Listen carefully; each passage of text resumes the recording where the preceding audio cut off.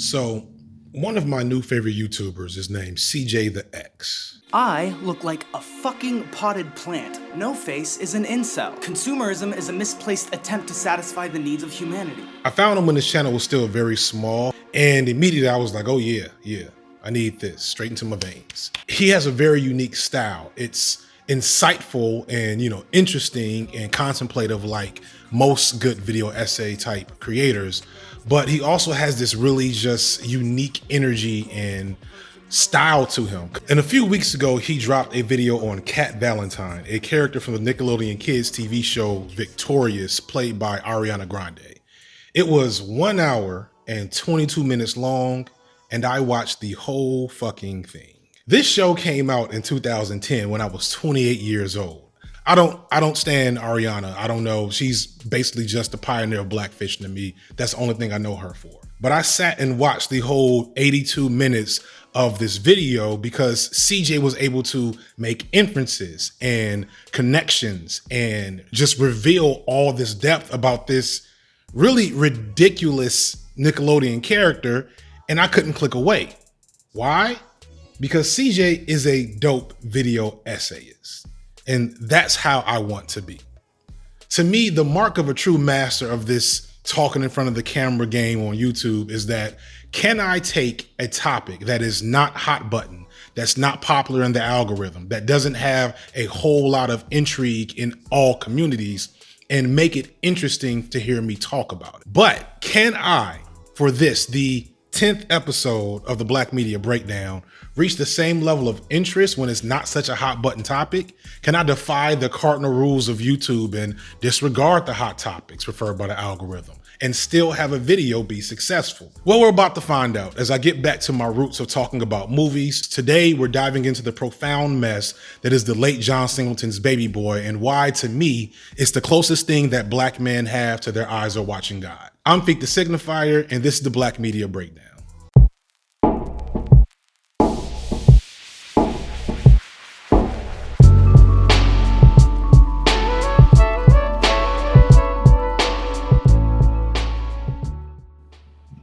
There's so much to examine about this film. I kind of don't know where to start. Writing this script was more difficult than usual because, this movie, y'all.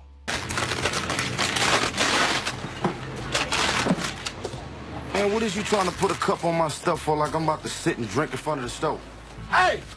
Baby Boy was the sixth movie from the late great director and writer John Singleton, which on retrospect kind of doesn't make sense. I had to Google that several times to make sure I wasn't misreading it. Because 2001 is well after the LA Hood movie craze that John Singleton helped start.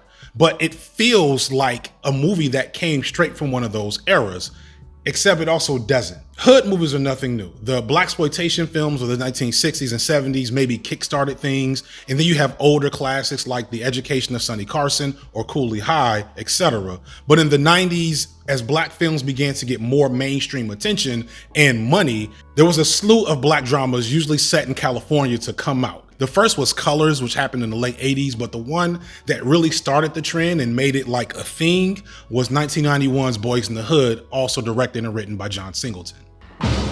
In South Central LA, Yo, Benita, let's do the local thing. it's tough to beat the streets. What am I supposed to do?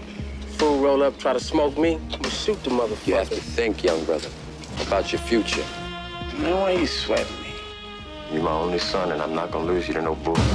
Singleton was an immediate hit in Hollywood in a way that seems almost unreal because at the time, other than Spike Lee, nobody was really making black auteur-driven movies, and Spike Lee was struggling to get his movies made half the time. But Singleton came in, and at just 23, he was able to make highly challenging films that would be deemed divisive by today's standards, with 1995's Higher Learning and 1997's Rosewood. But on top of that, he was also one of the first black directors later on in his career to break out of telling only black stories, being a part of the lineage of the Fast and Furious franchise by directing the first sequel, Too Fast, Too Furious. And then he followed that up with Four Brothers, along with starring Tyrese, also had Mark Wahlberg and other people who I don't remember. And then after that, he did Abduction. So, they can't all be winners, y'all. Singleton was the first black film director of the hip hop age and generation.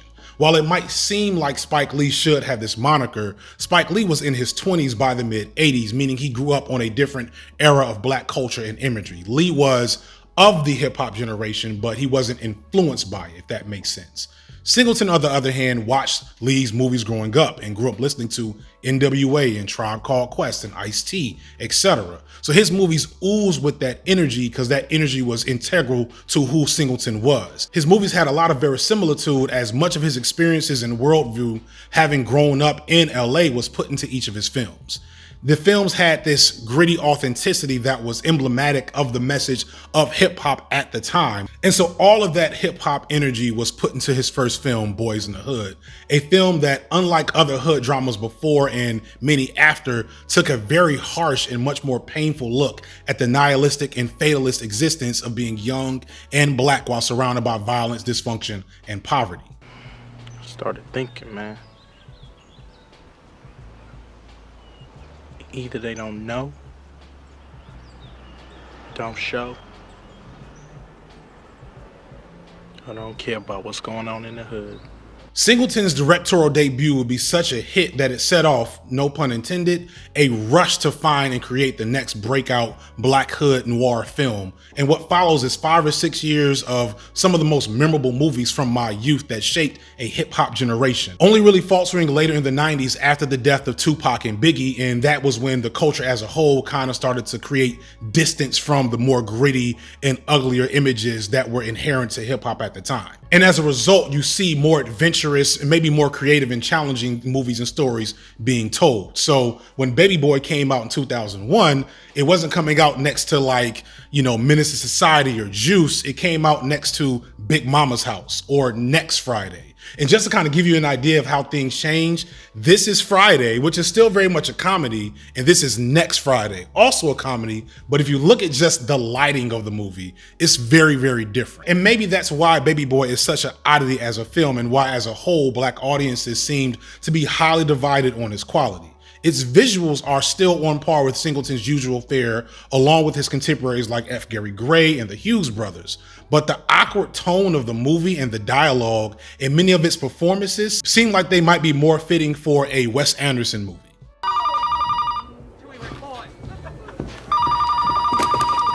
But you got a problem me answering the phone all of a sudden? It's right for me Get your anyway. ass back. Hello? This is a collect call from the California Correctional Facility. Correctional facility. Do you accept the charge? This my phone, homeboy. Don't be calling my house asking to speak to my woman no more. How the fuck is that your house, nigga? You don't even live there. Is this Jody? The Jody that got my boo pregnant and can't take care of his responsibilities as a motherfucking man? Living at your mama house? Running around on the streets like a little ass boy? Nigga, you's a bitch. And because of all this, the movie just did not land the way it probably should have. It tackled the usual themes of these hood dramas in a way that really hadn't been done before and hasn't really been done since. It challenged us to like its main character, Jody, played by Tyrese, who is this insanely flawed boy of a man, and asked us to buy in a depiction of blackness and, more significantly, black masculinity that was just a bit off and maybe more challenging for audiences to deal with. All right. What am I supposed to do, huh? What do you expect me to do? Roll over and die? So you gonna kick me out? You gonna kick me out? Just let me know now, mama. Cause I don't need no surprises. I do. Can you surprise me and move out? Why are you so afraid to grow up and be a man? Leave the nest. I am a man. And this again relates to points I've been making over several videos, that black masculinity on screen really just doesn't get the opportunity to have certain levels of range and complexity, especially around gender. They may have all the other challenges, but the manhood of these black male characters and their ability to form masculinity is almost never in question. And that is just not the case with Jody, who is downright cowardly and unlikable at times in this film. Don't go! You gonna choose this nigga over me? Your flesh and blood, your child! You are not a baby anymore! If I get killed, it's on you, mama. You got your own life. Yeah. Mama got a life too. I know now. Fucking call me when this nigga start beating your ass. The unlikability of Jody combined with the awkwardness of the film's direction and the time the film came out made it easy to just be lost in the annals of film history. But today, as media literacy and weird chaotic energy in Black film and movies is more prominent, I think it's time to reevaluate what Baby Boy really is. If we can have stuff like Sorry to Bother You and Get Out and Dear White People be hits, I think if we take a moment to look back at what Baby Boy was, then maybe we can spark a movement to give the movie the love it truly deserves. So let's run with a quick summary. Baby Boy stars Tyrese as Jody, a 20-year-old boy who is still living with his mother and still dealing with the loss of his older brother, who was killed after being kicked out of the house by mom and her current ex-boyfriend after a couple of fights or conflict. We really don't get an understanding as to what happened. This experience has left Jody even more stunted than usual, and because of this, he is really just kind of stuck in a rut. But at the same time, he has 2 children of his own by 2 different women. Taraji P Henson as Yvette, and Peanut, who is just the other woman that we really spend 15 minutes with throughout the entire film. Meanwhile, mom finds a new boyfriend in Melvin, whom Tyrese is extremely wary of and fears that he will also be put out the house much like his brother and forced into the real world where he will eventually meet the same fate that his brother did. In between this, we also have Jody's best friend Sweatpea, played by Omar Gooding.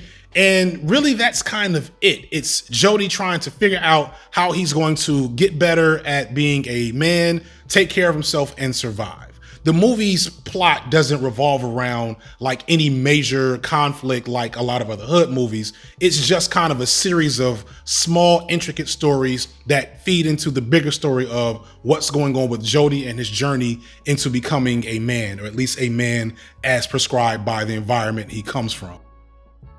With the synopsis out of the way, let's focus on the bad first, talking about the stuff that even I, as a fan of the movie, find it hard to wholeheartedly defend. The most common problem people bring up is the uneven acting. It sometimes feels like the actors of this movie are in separate different movies. Jody's mother, Juanita, played by AJ Johnson, for the most part, acts like a normal person. Her responses to Jody's immaturity and his persistent neediness of her make sense. The actress here gives a really solid and grounded and even performance. But she's kind of the only one that's consistently normal on screen. Sweatpea, played by Omar Gooding, is otherworldly in his on-screen presence. Mind you, in my mind, it still works. And it's clearly a purposeful over-the-top performance, but it comes off odd next to Tyrese, who's playing it straight for the most part, except for, of course, when he's in scenes with Taraji P Henson's Yvette. Whatever. I don't need you to live here. I'm tired of sitting up in this house, not having a man next to me when I want. You hate me? Yeah, that's right. I hate your ass. You make me sick. I can't stand your bald head. You act like a little boy instead of a grown black man. I hate you. Well, you know what? I hate your ass too. Do something. Taraji P Henson as Yvette is where I feel like a lot of people have major problems with the film. Taraji comes off almost cartoonish in portions of the film. Taraji has always been a bit of an over-the-top character actress, but here she's turned all the way up, mugging it for the camera half the time, and then completely coming off unbelievable and unconvincing at other times. As over-the-top as Taraji can be, she can also play it straight. So I'm hesitant to blame everything on her, because when a performance is this over-the-top and campy, it's usually the fact that the director directed it like that. Singleton is known for being a meticulous and detail-oriented director, but he's also said himself that he appreciates ad-libbing and improv. It's hard to imagine that he didn't purposefully pull this performance out of Taraji, or at least when he saw what Taraji was doing, said, yeah, this is exactly what I want. More than her performance, it's also the nature of Yvette's character that for a lot of people really doesn't make sense. And for that matter, a lot of the women in this story don't make sense. Poor writing of women is not a new thing in Hollywood, but in a genre focusing explicitly on black stories, the overall absence of black women from the focus of many of these films was a glaring omission even then. So will I see you again? Sorry, baby. You know there ain't no positive black females in these movies. Aside from Poetic Justice, which is also written by Singleton, Jason's Lyric, and Set It Off, pure hood dramas really didn't have much in the way of complex or significant female character. Those movies are 10 years prior to Baby Boy, and so it really made even less sense that this was happening. Juanita had a decent arc, but Yvette's motivations and the things she puts up with Jody were hard to process even back in 2001. But I'll talk more about this later. So coming back to my comparison to Their Eyes Are Watching God, and again, I know this is like maybe blasphemous to some people, but just hear me out. The male characters that revolve around Janie's life in Their Eyes Are Watching God are very much stereotypes of different types of black men at that time. And so that makes them a little shallow, but still recognizable. The female characters in Baby Boy, they don't seem recognizable, at least not to me. And that may be just a matter of my own experiences and background. But the way a lot of these women act, it just doesn't make sense. It looks much more shallow than I think it had to. And part of me thinks that this is actually on purpose, that this is meant to bring into focus the way that Jody sees the world. The movie obviously wasn't about black women, but more than that, it was about this nihilistic conflict of arrested black masculinity. So maybe it's fair to read that all the ridiculous behavior of black women in this film is meant to further orient the viewer to the perspective of Jody, who in his immaturity really only sees women in a ridiculous manner as objects of his affection or ways to affirm his tenuous image of his own manhood. So all of these things, the wonky acting, the alien female characters, it contributes to the film's overall biggest problem for most people, which is its tone. While hood movies aren't known for being overly subtle, Baby Boy purposefully strikes a bombastic and over-the-top tone that if you go in expecting like a more normal hood movie, you're gonna be immediately shown that this is not the movie you were looking for.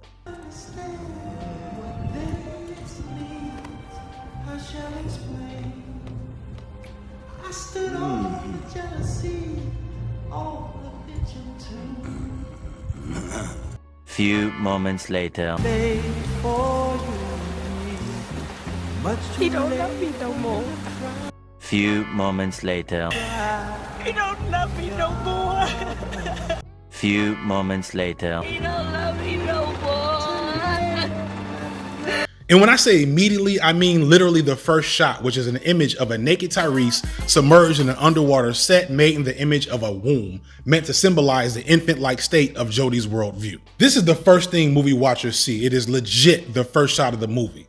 That's a challenging image to take in no matter what the audience, but I can imagine that the same black audiences who were familiar with Singleton for his other films and familiar with other black dramas in general were thrown by the absurdity of this image. Along with this are really cheesy montages and tons of over-the-top moments that are jarring when put next to the movie's more subtle visual cues and dramatic moments. It's almost like a Coen Brothers movie where whimsy and camp are often forced against high drama and gruesome and gritty violence. But with Baby Boy, the whole thing probably came off goofy because the audience that came wasn't really the audience that Baby Boy was intended for, in a way.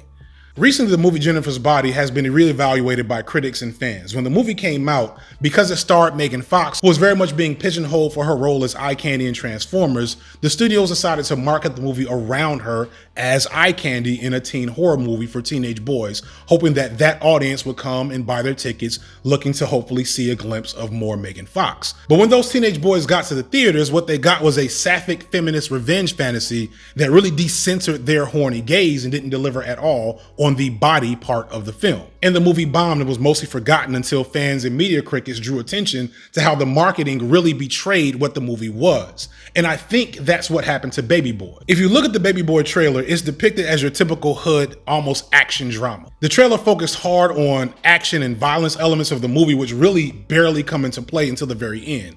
The poster of the movie has Snoop Dogg next to Tyrese, but Snoop Dogg is only in the movie for about 15 minutes. I imagine that audiences that saw the preview went to see the movie and came out wondering what the hell happened because they got this weird auteur-driven art house project instead of the Boys in the Hood, Menace to Society, Juice vein of movies that they were looking for. So for all these reasons, I feel like I understand completely why so many folks, when they heard I was going to talk about this on my next video, were like, nah, bro, that's don't do that. I get it. I get why. But now that we've gotten to the bad parts, just hear me out while I try to explain why this movie is so significant and why everybody needs to give it a second chance. We'll start with the main character, Jody, and even just his name. For one, Jody sounds a lot like Janie. Like, I really do think that John Singleton had this idea of this comparison between that book and this movie in mind, but maybe that's just my wishful thinking. Either way, more significantly, the name Jody is an old mythical name in like blues and older black circles. Jody is the original Mr. Steal Your Girl. He's a Mr. Fix-It for ladies around town. And if you are not taking care of your woman and you are out of the house, then a Jody might come by to handle his business. Singleton picked this as the name of the character, shows one of the main issues that he wanted to bring out, which is the fact that black men's sexuality is really one of the only aspects of our humanity and manhood that isn't marginalized and ignored. Going back to Their Eyes Are Watching God, Jody is the inverse of Janie in Their Eyes Are Watching God in this regard. While Janie was asked to diminish all other parts of who she was in order to play a feminine role, for Jody, the only thing that he feels confident in is his sexuality. It's the only time where he feels like a man. It's what he does when he feels insecure or lonely. It's what he does when he loses control and slaps Yvette. He openly says early on that the one thing that he can do well is make pretty babies, which is something I've literally heard other men say. And it doesn't hurt that other women clearly lust after him, thus affirming the fact that if he can't do anything else, he can do that one thing. However, that's still a problem. Here's some more deep lore you may not have fully caught about Jody. Jody is a gigolo. And when I say that, I don't mean in the sense that he's just a fuckboy who can't stop himself from sleeping around. No, I mean literally Jody is a prostitute who sells his body to women for money. Now this is all subtextual, so I can't confirm it explicitly through the movie, but look at the facts. This is just a theory. A quarter into the film, not long after meeting Melvin, which we'll get into a bit, Jody declares that he will start his own hustle selling stolen clothes to women. We then are treated to a montage of Jody selling these clothes to various attractive women. However, it's pretty clear that the clothes are really not what the women are buying. My name is Joseph Summers. A lot of my friends call me Jody. Ah, you want to be my friend, huh? Oh, yeah. Each of these scenes with these women are full of sexual tension as Jody uses his Jody powers to sell clothes to women who are really just ogling him and thinking about him in the process. And he tells them how beautiful they look and how amazing they are and gives them all the stares. And next thing you know, he has clients. Because these aren't one-off women he sells clothes to. As described by Yvette, these are clients that he sees on a regular basis. And in this scene when Yvette confronts him about the situation, notice how different his attitude and behavior is from the previous scene when she confronted him about infidelity. So you get with any of them clients of yours, them girls who sell dresses too? A few of them. What, you feel better now? I love you, girl. You got my son and you're probably gonna be my wife. He's more ashamed than annoyed. When he's attacked for being a cheater earlier in the movie, his response is much more typical of what you might expect from a fuckboy character. He's lying, he's trying to change the subject, he's doing everything he can to avoid responsibility, etc. But here he's bashful, frustrated, and almost embarrassed that he has to admit what he's doing to Yvette, because for this whole time in between, he had finally been able to play the masculine role in her life. He really doesn't want to get into it and explain why he's doing it. It's hard for him. When he tells Yvette the truth, how does he describe these women? He calls them tricks, and he says he doesn't know why he does it. But the use of the word trick here is important. Now, of course, you might think a black woman being called a trick in hip hop at this time period, that's really nothing to point out. But the original use of the term trick is meant to describe a client who buys sex. Also notice later in the movie, Sweatpea keeps asking Jody to help him get into the clothes selling business, and Jody really doesn't want to do it. He says he's not really built for it. And when he tries, you see the big difference between what Sweatpea does and what Jody does. Another thing is, a few scenes earlier, Jody almost sleeps with Yvette's co-workers, who they built up over the course of several scenes as a woman that would tempt him. But he doesn't, and you would think this shows some form of growth, because you see him struggling with not wanting to do it, then almost doing it, then stopping himself. But really, it was just him saying, look, this woman hasn't paid me. So this isn't me working, this is me cheating, and I want to be a stand-up guy, and I don't want to cheat on Yvette, so this girl doesn't get the D.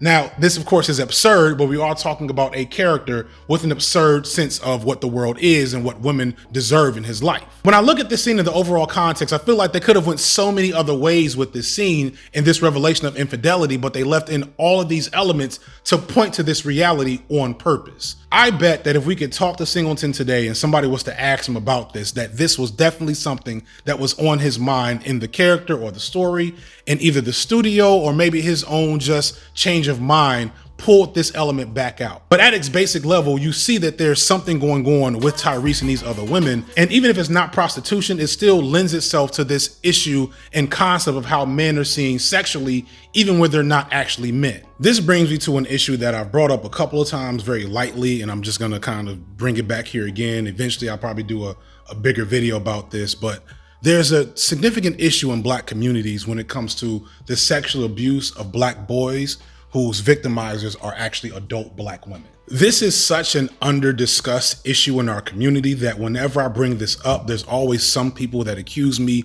of just trying to find a way to attack Black women. And like, it is what it is. I understand some people just don't know. Before you decide that's what I'm doing, do some Googles about the issue. Or better yet, ask 5-10 Black men you know how they lost their virginity.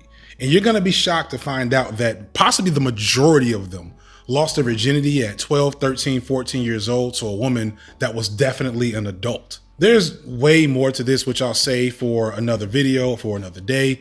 But the end result to this issue, this thing that's happening in these communities, is you have a lot of boys, a lot like Jody, an adult man who is a child in every way except sexually. When these boys have this first sexual encounter, they start to think that they are men. The older women that do this to them tell them that they are men.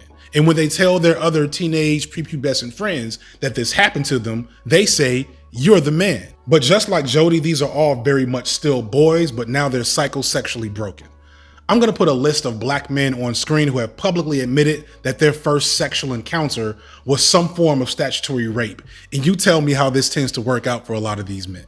These boys learn to understand themselves as men sexually before any other part of their identity matures.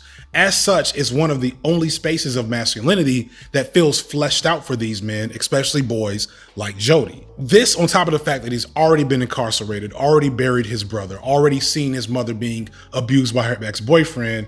Jody's not working with a full deck. He is definitely less than 100% psychologically. And you add that to his lack of education and his criminal record, and yeah, there's really nothing out there for him. He is fucked in the game. But you wouldn't know that from watching him, would you? We have this image of Black men and boys with our exaggerated swag, and we so misunderstand Black men to think that this bravado is genuine, when really much of that is a mask that we wear and we put on in order to protect us from the world around us. But as I've alluded to multiple times, when you sit Black men and especially Black boys down and you clear out the noise and really make sure that they understand they're safe and secure, you'll hear about all the pain points. You'll see the vulnerability, the need to be loved, the desire to not have to perform this swaggering facade. We see Jody show that on a few occasions, mostly when he's with Sweetpea, because he knows that Sweetpea won't judge him or further denigrate him as a man. But when he's around Yvette, a woman that he feels the need to perform masculinity for, he doesn't open up. He doesn't show her the fear and the pain points that he actually has that are destroying him on the inside. And if this is sounding familiar to anybody that's dated a Black man, that's why I really like this fucking movie. Another person he tries this facade on with is Melvin. While Jody may feel like a man sexually, he sees Melvin as a man legitimately. Melvin has already claimed his mother, which brings us some Oedipal vibes. And Melvin is just the embodiment of all masculine things that Jody can't seem to attain. He's bigger, he's more imposing, he seems to be very in control of his emotions, he's financially stable and self-made, and he's also survived a much rougher upbringing, having done real jail time and openly admitting to hurting people and possibly even killing a few people. To Jody, Melvin is not just a threat to his safety for fear that he may convince his mother to put him out of the house. He's not just an Oedipal conflict figure because he's dominating his mother's love. He's legitimately a slap in the face. A crystal clear reminder to Jody that he is not a man and that he could never really be a man of Melvin's caliber. The movie purposefully draws this home in the way that Melvin is framed. He takes up so much more space in every shot that he's in, or has a dominant position or framing compared to Jody in any shot that they share. And it doesn't hurt that Singleton chose Ving Rhames, who just naturally exudes alpha uncle energy, to be this character. If anybody, like brothers watching this, we all know a Melvin type in our neighborhood or our family, a dude that when they come in the room, you just naturally just tighten up a little bit. You start saying shit like, yes, sir, no, sir. You end up cutting grass or helping to fix somebody's car and you don't know how you got there. Melvin is in a way an idealized form of benevolent masculinity. the OG archetype, who is a black man that has survived the perils of performing black masculinity under duress and lived to tell the tale. This element of older, more experienced men holding court over younger ones is also touched on in the scene where Jody and Sweetpea stick up the boys who stole Jody's liquor. Sweetpea, the alpha in this case, due to his willingness and comfort to perform violence, takes this moment to school Jody and the other boys on what they need to survive. Jody, by virtue of his age, participates in the schooling, even though he clearly lacks the talent and respect that he should have to do that. What I mean?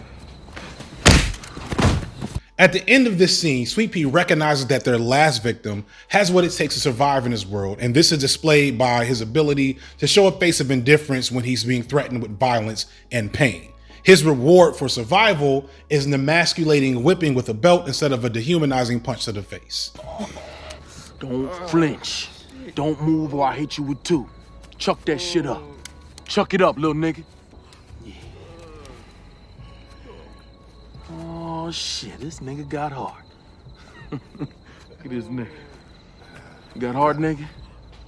You got hard, cuz. Go ahead and tell us.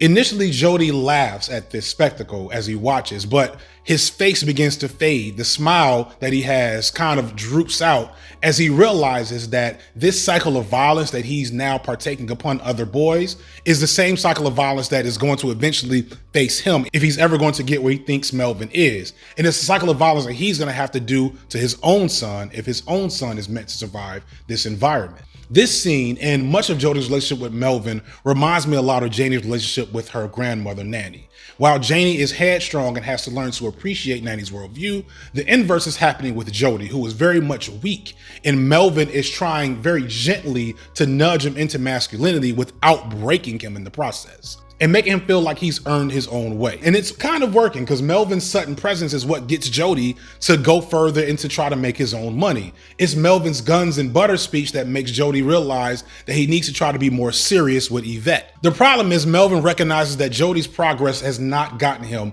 to leave the nest, which is a problem because when Jody, the young lion, begins to smell himself and feel his own power later on in the movie, Melvin kind of has to put him in his place to remind him of his station in the hierarchy. I think you know better than that, don't you? You want to walk around here with your chest all out talking about you a real man. You know I don't like you around my mama, Melvin.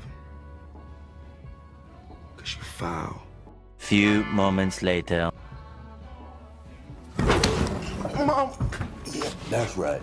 That's right. Call for your mama. Later, when Jody attempts to manipulate his mother into kicking Melvin out, Melvin strikes Jody, and the cartoonish manner of this one hit sending Jody flying across the room is further meant to let us know that despite the fact that Jody has attained a little bit of status and a little bit of money, he still doesn't have that manhood that Melvin has. You grow up and be a man. Be a man? What you mean, like you? I should be like you, Melvin? You a man? No, little nigga, you can never be like me. You don't need to be like me, but what you need is to stop sitting around here trying to blame everybody for your problems. You need to check yourself. Man, forget this shit. Cuz I got heat for niggas like you. Jody, that's enough. Nigga, you need to move. The other major male character in this movie is Sweetpea. As I said earlier, Sweetpea is absurd on screen. His ever-present scowl and mannerisms seem like something more fitting of a Key and Peele skit than a serious hood drama. However, his cartoonish-like presence signifies the misshapen state of black boys and men who have come to age in poverty and under white supremacy. I wanna get saved. Say what, bro? Hey, y'all gotta get the fuck out of here now. We talk. Pancho, I'll be done with your bike in about an hour, man, all right? Come back. Alright, Jody. You wanna be saved, Jody? I need to get baptized so I can go to heaven. Wash all my sins away so they can open up them gates for me. I want Jesus to be like, turn your ass around, nigga. You should do it too. You should get baptized with me, Jody. What you do, man? I know you did something bad to be talking like this. I ain't done nothing, cuz. I'm just trying to keep from doing something. I need to get some money, job or something to keep me busy. Sweetpea's monologue about getting baptized is very on the nose, but it's the word that Singleton wanted us to see about what it's like to be in this space. And it typifies the difference between Baby Boy and other coming of age in the hood movies. When you compare Jody and Sweetpea to guys like, say, OG Bobby Johnson or Michael from the movie Fresh, or even Kane, the characters themselves are paragons of humanity. Those other men, their masculinity isn't really in question. Their character arc is more about how they'll use their masculinity to overcome the challenges that they see in the world around them. But this is really an incomplete engagement with the issue. Michael from Fresh is basically a Mary Sue. He's a genius, he's fearless. OG Bobby Johnson makes understandable mistakes and then immediately grows after it.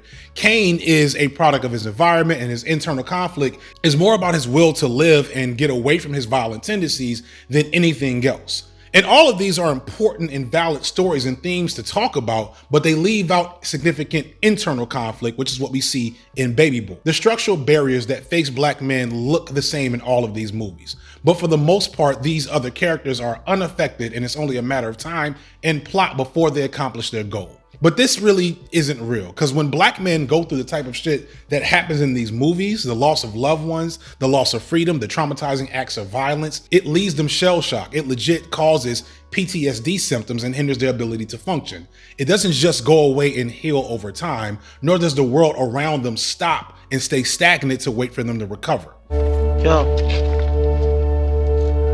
you got the juice now, man.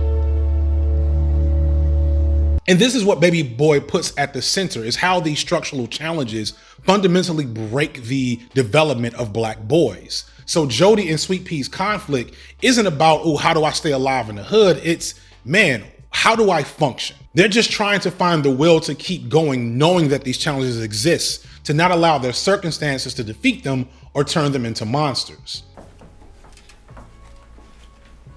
Yeah, he look younger than you said. No, he old. He old enough to be on his own. And when I was his age, I couldn't be hanging around my mama's house. Shit, that little nigga don't know how good he got it. Soon as I got 18, my mama kicked me out. Yeah, she locked me out on more than one occasion. They put me out. I wasn't wanted at all. I had to sleep on the street wherever I could. So in that regard, Sweetpea works as a foil or a counterpart to Jody. While Jody is sensitive and fabricating bravado that he needs to get by, Sweetpea is already on the edge of being a sociopath. He feels it gnawing at his extremities, and he's doing everything he can to fight it off. Notice that Sweetpea's first appearance, he talks about wanting a sense of family and unconditional love and support. He's not talking about getting money or getting women. He's talking about just getting healthy. I'm sorry, Miss Daniels. I'm so sorry. Look, I love you and Kim. In fact, I probably love you more, because without you, Kim wouldn't be here. Y'all said y'all loved me. You told me I could stay here. Bought me all these new clothes and the video game. Thought we had a family. I ain't got no family. I'm just trying to make that happen here with y'all, you understand? P.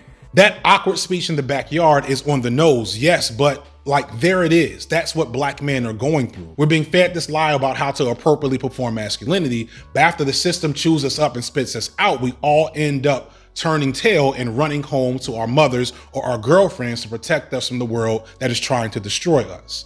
And this requires me to circle back to the issue I talked about earlier in terms of one of the movie's flaws. If these Black men are relying on women to shield and protect them from the world, the question you have to ask then is, who is shielding and protecting these Black women? Going back to Yvette, a subplot in the film that graduates to a major issue later on is Snoop Dogg's character Rodney, an ex-boyfriend who is in jail, and like many other Black men in jail, he is relying on Yvette for emotional support and so talks to her regularly while he's locked up. At the same time, Jody and Yvette finally break up as she gets tired of his philandering and cheating and lying and immaturity. But no sooner after she's done this and maybe gets a window to get her life back on track, Rodney shows up at the door, and it is not a meet cute. Damn, man. Look, Rodney, you gonna have to get up and get out of here. You got to find somewhere to live. You can't stay here no more. Don't start me up. You know I ain't got nowhere else to stay. I don't care where you go. You got to get out of here, Rodney. Get your smelly self out. Rodney is an imminent threat to Yvette as well as Jody's own son. But Jody's response to this? Yeah. And this is the type of paradox that Black women often have to exist in. Now, surely she could call the police, but engaging with the police is and always probably should be a last resort. So she reaches out to Jody for help, if not for her, then for the safety of his own son, and he rebuffs it. It's not until Jody feels his own masculinity further violated by Rodney's attempted rape that he decides to do something. And in the middle of all of this, Yvette really has done nothing wrong. But just by virtue of being in this space and dealing with these men, she is caught in a crossfire. This is where we get insight into the ways in which Black women aren't protected. There's nowhere for Yvette to turn to for safety and support. She is literally at some point in time in this movie raising 3 different Black males. And yet she has to rely on those same dysfunctional men all the same. She has little option for getting peace other than the hope that Jody will maybe get things together. And the only thing that saves her from getting by Rodney is her 4-year-old son. Every Black woman in this movie is taking care of a man, and on one end I feel sorry for the men because I know in a better world this is not how they wanted things to happen, but on the other end all of these men still expect to be treated as men in the patriarchal sense, even though they don't have any of the features of a patriarch except for the one I talked about earlier. Why are you so afraid to grow up and be a man? Leave the nest. I am a man. Y'all in there, what you call it? Insinuating it? Acting like y'all don't want me here? Forget it, I'll leave. You need to shut up. No, you need to shut up. Well, you the one talking all loud, making all that noise. You call yourself back talking to me? Huh? You don't know how to act towards your man? Shut the fuck up. You see him on the Get off the phone, goddamn that's phone. what you Shut need to your do. motherfucking ass up until I get off the goddamn phone. Fuck them hoes. You always talking to them bitches on the phone about their relationships. Tend to your nigga, that's what you need to do. Going back to Snoop Dogg's Rodney, Rodney is the result of this dehumanization process unarrested by hope or support or religion or a Black woman to save you. Rodney is cartoonishly evil, bereft of self-awareness and humanity, seeking only ways to please himself and assert power or authority upon others in his peripheral. Like, Rodney comes back from jail and immediately wants Yvette to get back into a subservient female role. He wants them to get married and wants her to treat him like the man of the house, even though they're not even together, and he uses his attempted as a way to reaffirm dominance in the household and stops only when he finds a shred of humanity to not violate her in front of a child. Later on, after things fall out, even when faced with death, Rodney makes the final decision to claim power over the situation and genuinely seems to not care at all that his life is coming to an end. Oh, God damn.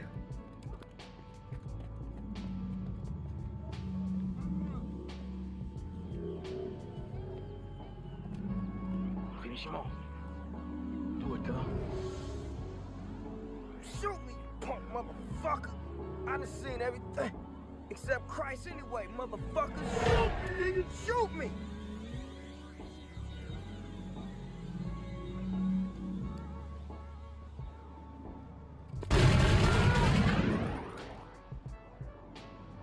This is the fatalism of Black masculinity that so many boys and men face that Bell Hooks spoke about in her book, We Real Cool. And to me, that's what makes Baby Boy so great. Singleton perfectly captures this death spiral that is Black masculinity, seeking to perform masculinity in a way that's not possible and highly unhealthy even when it is. These men face a future of scars and trauma to be just the lucky ones that survive, and they're flailing violently, harming everything around them as they grasp for air and struggle for survival. And this is what makes one of the final scenes of the movie so powerful to me. After participating in Rodney's murder but refusing to pull the trigger, Jody runs home to his mother's house. He is completely despondent and out of sorts, showing that he indeed was not a true killer. As he cries in his room under the watchful eye of Tupac, a messianic figure in Black masculinity, especially at the time, Melvin enters and without words gets Jody to calm down, coaches him through wiping down the gun, and leaves, assumedly to hide the gun on Jody's behalf. What makes this moment so powerful and profound is that it's this rare moment of tenderness and intimacy between two Black men in the movie, and it happens completely without words.